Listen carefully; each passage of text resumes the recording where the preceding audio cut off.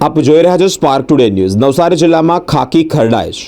PSI અને constable લાંચ લેતા ઝડપાયા છે। પીએસઆઈ એમ વસાવાએ પ્રોહિબિશનના આરોપી પાસેથી જામીન મુક્ત કરવા માટે લાંચ માંગી હતી। લાંચની રકમ ₹40,000 છે, જે કોન્સ્ટેબલ ચિરાગ રાઠોડને આપવા જણાવ્યું હતું। નવસારી ગ્રામ્ય પોલીસ મથકમાં જ એસીબીએ છટકું ગોઠવ્યું હતું। એસીબીના છટકામાં કોન્સ્ટેબલ લાંચ લેતા આ બાદ ઝડપાયો છે। એસીબી ટ્રેપ થતાં જ પીએસઆઈ વસાવા ફરાર થયા છે।